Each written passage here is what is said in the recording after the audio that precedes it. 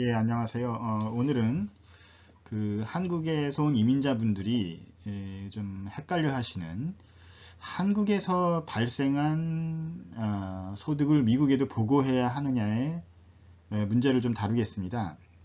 이 부분은 그냥 미국에서 태어나서 미국에서 자란 미국 시민들은 전혀 느낄 수 없는 그런 부분이죠. 왜냐하면 그분들은 이민자가 아니니까 당연히 미국에서 발생한 소득만 보고하면 이제 문제가 끝나는데, 지금 이 부분은 이제 많은 경우 이민자의 경우에서 발생하는데, 한국에서 이제 그 부동산이나 어떤 금융자산을 두고 미국에 이민을 온 경우에 이제 계속 거기에서 발생하는 한국 소득을 과연 미국에 보고해야 하느냐 하는 부분입니다. 그 부분에 대해서 좀 오늘 다뤄보고자 합니다. 처음부터 단추를 잘 꿰어야 합니다. 그래서 미국 생활을 시작할 때부터 세금 보고를 그 오류 없이 해 나가야 나중에 큰 문제가 발생하거나 혹은 발생할 가능성을 줄일 수가 있거든요. 이제 그 중에 하나라고 볼 수가 있겠습니다. 자, 기본적인 미국 세금 보고의 원리를 보면 그 미국의 세금 보고는 월드와이드 인컴을 보고한다 이렇게 되어 있습니다. 이게 무슨 말이냐 하면 미국의 영주권자 혹은 시민권자, 그냥 간단히 말씀드려서 이 영주권자 시민권자뿐 아니라 이제 다른 세법상 거주자도 마찬가지인데, 여하간에 그냥 영주권자 시민권자의 경우 그 어디에서 장소가 어디든 간에, 그러니까 그 소득이 미국에서 발생한 건 뭐 당연히 세금 보고를 해야 하고, 한국에서 발생한 소득 또 다른 나라에서 발생한 소득도 미국에 세금 보고를 해야 합니다. 이것이 기본 원리예요. 그 한국에 이제 세금을 다 냈다 하더라도 세금 보고를 해야 합니다. 그리고 세금 보고가 미국에는 주하고 연방하고 두 군데를 해야 돼요.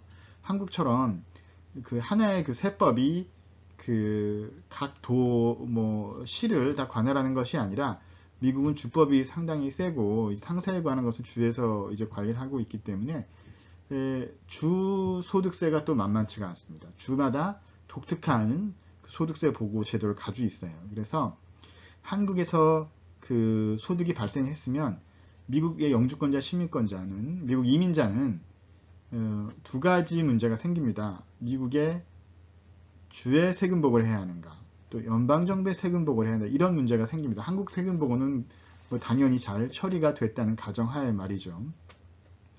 그래서 미국 이민자의 경우에 이 부분이 처음 굉장히 바쁜 가운데도 헛갈리게 되는 부분입니다.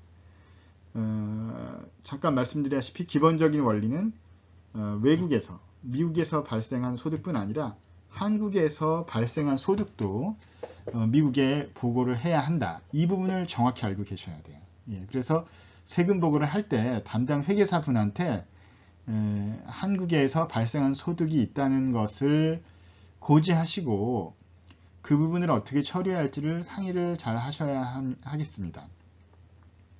자, 그러면 이민자의 경우에 보통 한국에서 발생하는 소득은 뭐냐면, 뭐 근로소득은 잘 발생하지 않아요, 경험적으로. 왜냐하면 그 이민 와서 터전을 아예 옮겼기 때문에 이민자의 경우에는 그 소위 말하는 패시브 인컴, 그러니까 수동적 소득, 내가 열심히 일을 하지 않은 소득이 주로 한국에서 발생합니다. 예를 들어서 임대를 부동산이 있어서 임대를 주고 미국에 왔다든지, 한국에 전세를 주고 왔다든지, 뭐 집을 월세를 받고 있다든지, 이런 경우에 소득이 발생하고, 또 하나의 아주 특징적인 경우가 한국에 있는 부동산을 처분할 때 소득이 발생합니다. 자, 그러면 이런 것들을 어떻게 해야 하느냐? 그 미국에 보고를 해야 합니다. 그 한국에 임대소득이 있는 경우에는 그 사업자 등록을 하시면은 종합소득세 신고가 제가 알기로 5월 중순으로 알고 있는데, 5월 중순에 이제 그 종합소득세 신고서가 완료되면 그 부분에 대한 서류를 담당 회계사에게 제출을 하고 그 부분을 세금 보고를 해야 하고, 부동산을 매각하게 되면 그 부분도 그 세금 보고를 그 부동산 매각이 속한 회계년도 세금 보고를 하게 됩니다. 그래서 2021년에 뭐 부동산 매각이 있었다 그러면 2022년 4월 15일까지 하는 그 미국의 세금 보고에 그 부분을 반영시켜서 보고를 해야 합니다. 굉장히 당황스러운 일이죠. 왜냐하면 한국에서 양도소득세를 내고 종합소득세를 다 냈는데 미국에 보고를 해야 하느냐. 미국의 세법은 보고를 하도록 하고 있습니다. 다만 이제 여러분에게 말씀드리고 싶은 것은 그 연방과 주에 따라서 좀 세법이 다른데, 연방의 경우에 그 한국에 이제 우리가 낸 세금 있죠. 임대소득세나 양도소득세를 그 미국에 낸 세금으로 인정을 해줍니다. 그래서 예를 들어서 한국에 낸 세금이 뭐 한국 달러로 100불이다.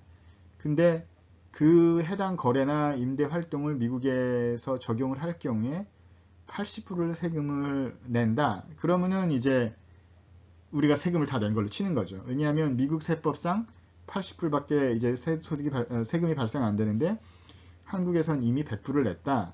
그러면은 이제 우리는 미국에서 최소한 연방 정부에서는 세금을 낼 필요가 없는 겁니다. 만약에 반대의 경우로 한국의 세금을 60불을 냈는데 미국에서 그 해당 소득을 가지고 계산해 보니까 100불이다.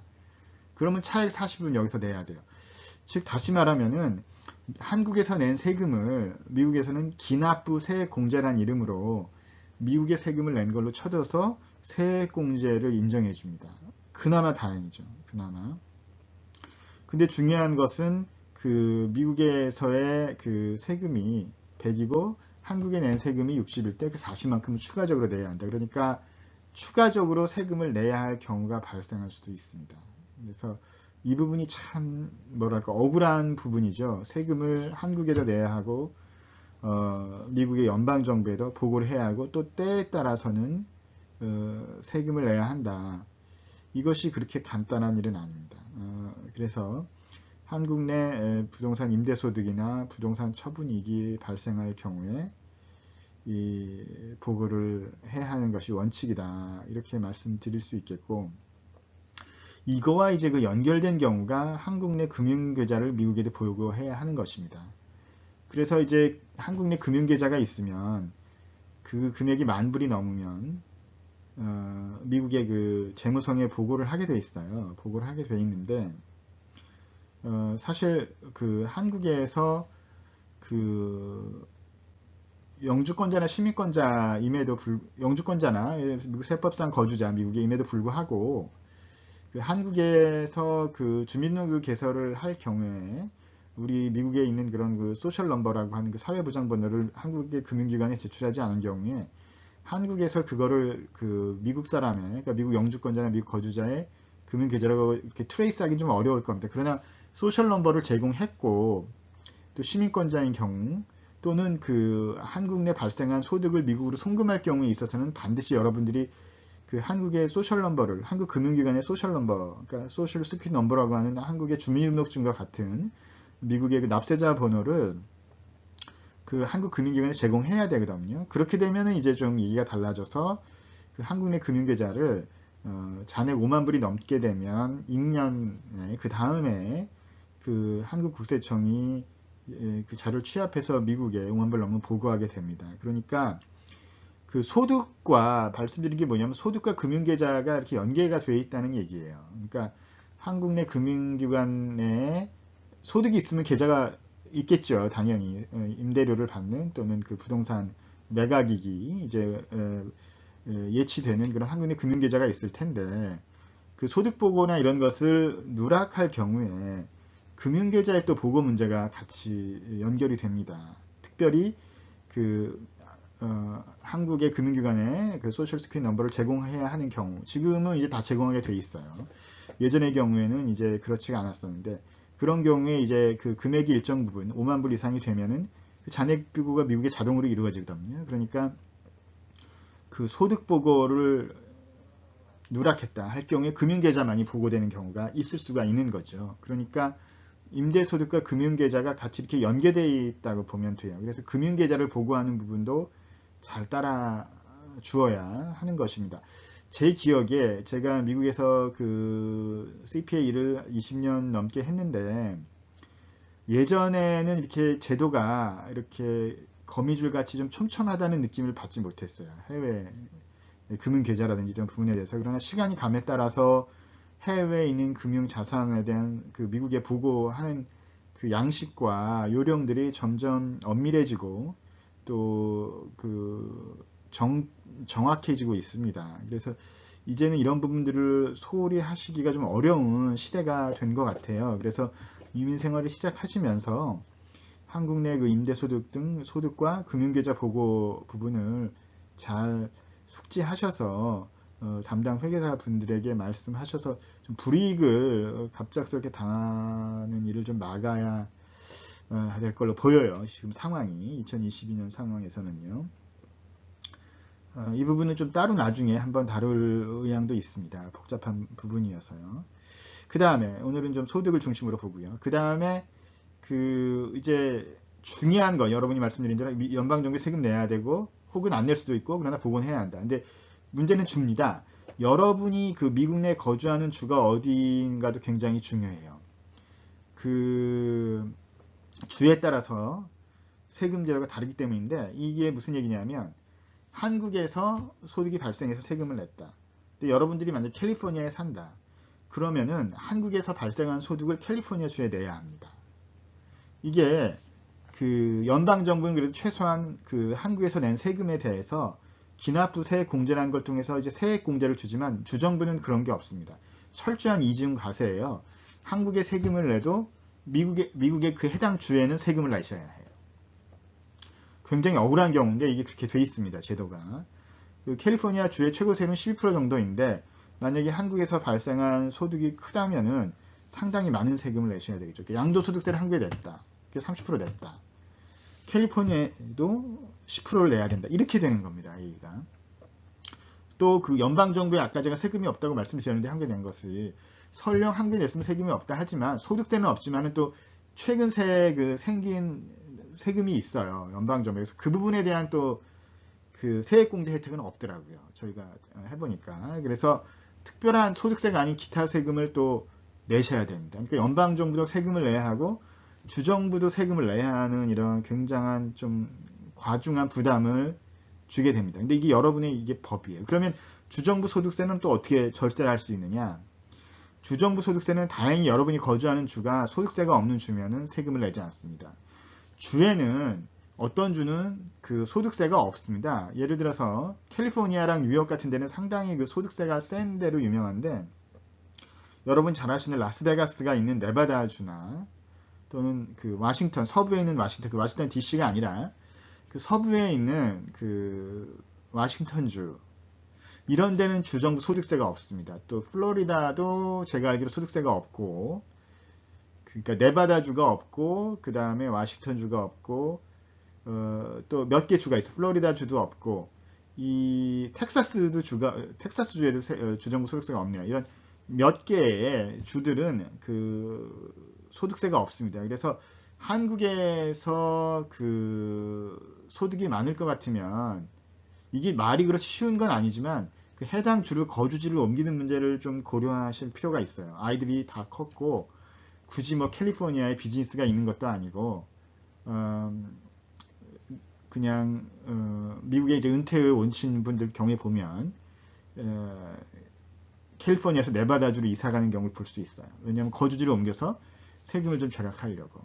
이게 아이들 교육 문제, 그 다음에 비즈니스 로케이션 문제가 해결이 된다면 한 번은 고려해 보면 근데 현실적으로 주를 옮긴다는 건 쉽지 않죠. 그것도 세금 때문에. 그러나 이런 경우가 있다는 것을 좀 아셔야 되겠어요. 그래서 주정부 세금을 좀 절약하려면 상황이 된다면 이제 다른 주로 이사하시는 것도 좀 고려해 볼 만하다. 그 다음에 이제 이 부분은 이제 마지막 부분은 그저 잠깐 다루는 건데 한국에서 발생한 소득을 미국으로 송금하는 부분이 또 이렇게 간단치가 않습니다. 그래서 이 부분은 한국에서 그 세무사 한국에 계신 세무사분들과 또는 뭐 은행도 관여가 되죠. 외국환관리법에 따라서 그 세법과 외국환관리법을 숙지하시는 그런 세무사 회계사분 그리고 이제 그 은행 중에서도 이런 그 국제 거래를 많이 다루는 이런 은행 이런 담당자분하고 좀 상의를 하셔서 이 차질이 없어야 돼. 발생한 소득을 이제 미국으로 이전시키는 문제를 잘 해결을 하셔야 합니다. 이 부분은 그냥 은행의 직원이 아니라 이런 부분을 다루는 한국의 좀 스페셜라이즈된 그런 은행, 그런 걸 다뤄본 분, 그 다음에 이런 해외 송금, 해외 소득을 좀 다뤄본 세무사, 회계사 이런 분들하고 좀 거래를 하시는 것이 좋지 않을까 싶습니다. 자, 오늘은 한국 소득을 미국에 보고해야 하느냐 문제, 보고해야 한다. 보고해야 하고, 그 한국 내 임대소득이나 부동산 처분이익이 발생한 경우 그에 따른 금융계좌의 잔액 부분, 이런 분 둘 다가 미국에 보고해야 한다. 그리고 미민 생활을 시작할 때부터 처음부터 잘 보고를 시작하셔서 나중에 좀 걱정스러운 일이 발생하는 것을 막아야 하겠다. 그 다음에 주정부에도 또 세금을 내가 하는 그런 문제가 있다. 이런 부분들에 대해서 알아봤습니다. 네, 오늘도 감사드립니다. 네.